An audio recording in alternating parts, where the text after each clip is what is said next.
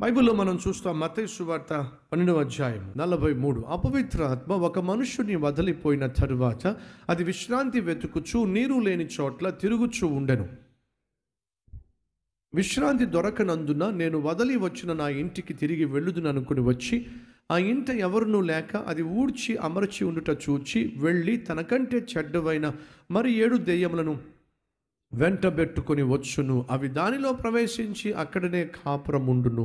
అందుచేత ఆ మనుష్యుని కడపటి స్థితి మొదటి స్థితి కంటే చెడ్డదగును.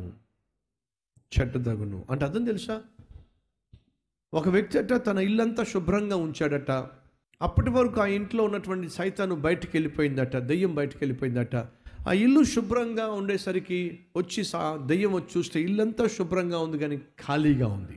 ఎప్పుడైతే ఇల్లంతా శుభ్రంగా ఉంది, ఖాళీగా ఉందో దెయ్యం చూసినప్పుడు ఆ దెయ్యం వెళ్ళి మరి 7 చెడ్డ దయ్యాలు తీసుకొచ్చి ఇంట్లో చేరింది. అంటే అర్థం తెలుసా మీకు? మనం ఎప్పుడైతే యేసుక్రీస్తును సొంత రక్షకునిగా అంగీకరిస్తున్నామో మన ప్రాణాత్మ శరీరాలను మనం పరిశుద్ధపరచుకుంటున్నాం. క్రీస్తును సొంత రక్షకునిగా అంగీకరించిన తరువాత అప్పటి వరకు మీ జీవితంలో ఉన్న సైతాను బయటికి గెంటివేయబడుతున్నాడు. అప్పటి వరకు లోపల ఉన్న చెత్త చెదారం అంతా కూడా నువ్వు బయటికి గెంటేస్తున్నావు, బయట వేసేస్తున్నావు.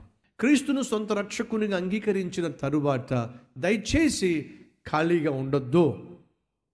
నువ్వు రక్షించబడిన తరువాత, బాప్తిజం తీసుకున్న తరువాత ఖాళీగా ఉండొద్దు.